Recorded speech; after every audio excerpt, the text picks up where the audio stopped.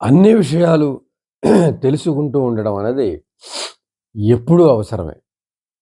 కొన్ని విషయాలకే మనం పరిమితం అయిపోవడం అన్నది మంచిది కాదు. మనం సమాజ జీవిగా అనేక చోట్ల మనము ఉండవలసి వస్తుంది, వెళ్ళవలసి వస్తుంది. అటువంటప్పుడు ఆయా సందర్భాల్లో, ఆయా ప్రదేశాల గురించి, ఆయా వ్యక్తుల గురించి, ఆయా వ్యవస్థల గురించి మనకి కొంత సమాచారం తెలిసి ఉండడం చాలా మంచిది. అంచేత మనం ఉన్న చోటనే ఉంటూనే అనేక విషయాలు మనం తెలుసుకోవడానికి ప్రయత్నిస్తూ ఉండాలి. దినపత్రిక ద్వారా తెలుస్తూ ఉంటాయి. జీవిత చరిత్రల ద్వారా తెలుస్తూ ఉంటాయి. టీవీ, అలాగే సెల్ వీటి ద్వారా మనం అనేక విషయాల్ని నేర్చుకుంటూ ఉండాలి.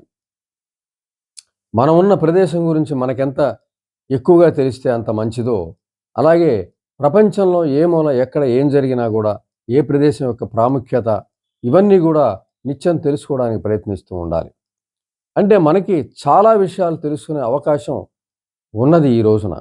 కాబట్టి అనేక విషయాలు తెలుసుకోవాలన్న ఉత్సుకత, ఆ క్యూరియాసిటీ మనకి తప్పనిసరిగా ఉన్నట్లయితే కొత్త కొత్త విషయాల్ని నేర్చుకునే మనస్తత్వం మనకి ఏర్పడే అవకాశం ఉంటుంది. అది ఒక విజ్ఞాన సర్వస్వంగా మనం భావించొచ్చు. అంటే దాదాపుగా అన్ని విషయాలు మనకి తెలుస్తూ ఉండడం అనేది ఒక సామాజిక జీవిగా మనకి చాలా అవసరం. అవి మనకి సాధారణంగా దినపత్రిక చదివే వాళ్ళకి ప్రపంచంలో జరుగుతున్న అనేక విషయాలు, అన్ని విషయాలు గూడా దినపత్రికలో వస్తూ ఉంటాయి, తెలుస్తూ ఉంటాయి. వాటి మీద ఒక క్యూరియాసిటీ ఉన్నట్లయితే అవి బ్రెయిన్ మరింత గ్రహించే పరిస్థితి ఉంటుంది. అంచేత ఎప్పుడూ గూడా కొత్త విషయాలు నేర్చుకునే ఒక అభ్యాసాన్ని, అలవాటుని మనం చేసుకుంటూ ఉన్నట్లయితే బ్రెయిన్ దానికి అలవాటు పడి అదే మనం చదవలేకుండా ఉండలేకుండే స్థితికి తీసుకొస్తుంది. తెలుసుకోకుండా ఉండలేని స్థితికి తీసుకొస్తుంది. ఏదైనా కొత్త విషయం అనేసరికి ఆహారాన్ని కూడా మానేసి ఆ విషయాన్ని నేర్చుకుందామన్న ఉత్సాహాన్ని మనకి కలిగించడం మనం గ్రహించొచ్చు మన బ్రెయిన్ ద్వారా. అయితే ముందు దానికి ట్రైనింగ్ అనేది ఇవ్వటం అనేది ప్రధానం. దానికి మనం ఏ విషయంలో ముందు ట్రైనింగ్ ఇస్తామో అదే విషయం తిరిగి మనని రిఫ్లెక్ట్ చేస్తుందది. అంచేత ఆ విషయాన్ని మనం గ్రహించి తప్పనిసరిగా కొత్త కొత్త విషయాలు నేర్చుకునే విషయపరంగా మనం ముందుకు వెళ్తూ ఉండాలి. వదలకుండా ఏది కూడా వదిలేయకుండా నేర్చుకునే ప్రయత్నం చేస్తూ ఉండాలి. అలాగే వ్యక్తుల్ని చదువుతూ ఉండడం కూడా చాలా ప్రధానమైన విషయమే. మన చుట్టూ ఉన్న వ్యక్తులు ఎటువంటి వాళ్ళు, వాళ్ళ వ్యక్తిత్వాలు ఎటువంటివి, వాళ్ళ గుణాలు ఎటువంటివి, ఇవన్నీ కూడా మనం తెలుసుకుంటూ ఉండడం కూడా చాలా ప్రధానం. మనకి ప్రధానమైన విషయం ఏదైనా ఒకటి ఉండొచ్చు. మనలో ఉన్న అది ప్రతిభ కావచ్చు, ఒక కవి కావచ్చు, ఒక గాయకుడు కావచ్చు, ఒక మృదంగ విద్వాంసుడు కావచ్చు, ఏదైనా ఒక సబ్జెక్ట్‌లో నిష్ణాతుడు కావచ్చు. ఏదైనా ఒక ప్రాథమిక విషయం, ఒక ప్రాధాన్యమైన విషయంలో గొప్ప విషయంగా ఉన్నప్పుడు మిగిలిన విషయాలు నెగ్లెక్ట్ చేయాల్సిన అవసరం లేదు.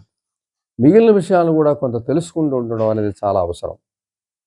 నాకిదే తెలుసు మిగిలినవి తెలియదు అనడం తప్పు. ఎంచేతంటే బ్రెయిన్ అనేక విషయాలను తెలుసుకోగల పరిస్థితి ఉంది. అవకాశం ఉంది.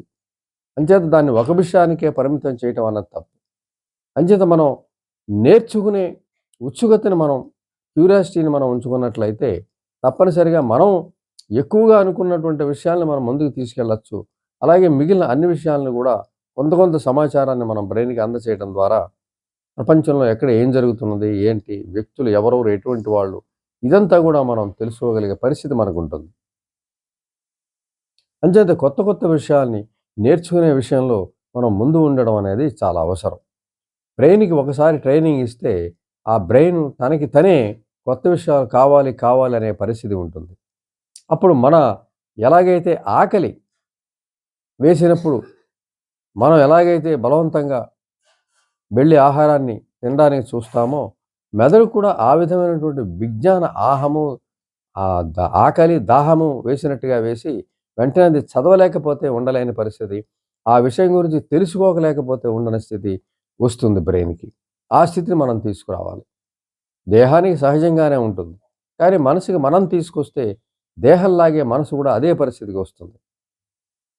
ఆహారం అంటే మనం తప్పక తింటాము, అది ఆకలేస్తుంది, అడుగుతుంది అని అనుకుంటూ ఉంటాం. మనసు కూడా ఆ విధమైన స్థితికి తీసుకొనొస్తే మనం ట్రైనింగ్ ఇస్తే, మనసు కూడా ఆహారానికి మించి ఆ విషయాన్ని తెలిసి ఉంటే గానీ ముందు అన్నం లేదు, నీళ్లు లేదు అనిపించే పరిస్థితి మనసు తేగలదు.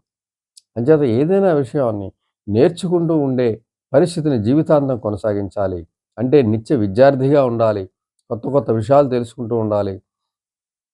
కొత్త మనుషుల్ని పరిచయం చేసుకుంటూ ఉండాలి. కొత్త ప్రదేశాలకు వెడుతూ ఉండాలి. ఈ విధమైన జీవన విధానం కొనసాగిస్తున్నట్లయితే మనసు విశాల భావన కలిగి ఉంటుంది. మన ఈర్ష్య, అసూయ, ద్వేషాలు గాని, లేదంటే ఒక నిలవ ఆలోచనలతో గాని, ఒక కుళ్ళిపోతున్న ఆలోచనలతో గాని ఉండాల్సిన అవసరం ఉండదు. మనసు ఎప్పుడూ విస్తరిస్తూ ఉండడం ద్వారా, కొత్త కొత్త విషయాలు మనసులో చేరటం ద్వారా నిలవ ఉండే పరిస్థితి లేకుండా ప్రశాంతమైనటువంటి వాతావరణం ఉండే పరిస్థితి ఉంటుంది. అశాంతి, అజ్ఞానంతో కూడినటువంటి ఇబ్బంది ఇవన్నీ లేకుండా చక్కటి సుజ్ఞానంతో, చక్కటి విస్తరణతో మనసు విస్తరిస్తూ చక్కటి జీవితాన్ని కొనసాగించే పరిస్థితి అందరికీ ఏర్పడడం అనేది మనం తెలుసుకోవాలి. కాబట్టి మనసుకి సంబంధించి ఒక దాహాన్ని, ఒక ఆకలిని దేహానికి ఎలాగైతే సహజంగా ఉంటుందో మనసుకి మనం క్రియేట్ చేయగలిగితే అదే కొత్త విషయాల్ని వినేంత తెలుసుకునేంత వరకు ఊరుకునే పరిస్థితి ఉంటుంది కాబట్టి దాన్ని మనం తప్పనిసరిగా గ్రహించాలి. గ్రహించి దానికి ఆ విషయాల్ని నేర్పడం ద్వారా మనం తప్పనిసరిగా ఆ విషయాన్ని నేర్పుతూ మనం మనసుని విశాలత్వం చేసుకోవడం ద్వారా ఏ కొత్త విషయం విన్నా, ఏ కొత్త విషయం ఎక్కడైనా ఉందని నేను తెలుసుకున్నా వెంటనే మనసు పరిగెడుతుంది. ఆకలి లేదు, నిద్ర లేదు. ఆ విషయం తెలుసుకుంటే గాని కుదరని పరిస్థితి మనసు క్రియేట్ చేస్తుంది. మొదట ముందు దానికి మనం నేర్పాల్సి ఉంటుంది. ఆ విధంగా కొత్త విషయాలను నేర్చుకునే విషయంలో తప్పనిసరిగా ముందుండాలి. కొత్త విషయాలు ఆలోచిస్తూ ఉండాలి. కొత్త విషయాలు తెలుసుకుంటూ ఉండాలి. ఎప్పుడూ మనసుని విశాలత్వం చేసుకుంటూ ఉండాలి. అప్పుడు మనసులో ప్రశ్నలు ఉద్భవించవు, సందేహాలు ఉద్భవించవు. మనసు ప్రశాంతంగా ఉంటుంది. ఏ విధమైన మానసిక సమస్యలు మనసును చుట్టుముట్టే అవకాశం ఉండదు. దాన్ని ఎదుర్కొనే శక్తి ముందుగానే ఏర్పడి ఉంటుంది కాబట్టి ఎటువంటి మానసిక సమస్యలు వచ్చే అవకాశం ఉండదు. ఒకవేళ వచ్చినా కూడా అవి ఈ కొత్తగా వస్తున్నటువంటి ఈ సబ్జెక్ట్స్, కొత్తగా వస్తున్న నేర్చుకునే లక్షణాలు వీటి వల్ల అవి కూడా తగ్గిపోయి మనసు నుంచి తొలగిపోయే అవకాశం కూడా ఉంటుంది. ఈ విధంగా నేర్చుకుంటూ ఉండటం అనే ఒక విషయంతో మనం జీవితాన్ని విస్తరించుకోవచ్చు. అలాగే ప్రశాంతంగా జీవించవచ్చు.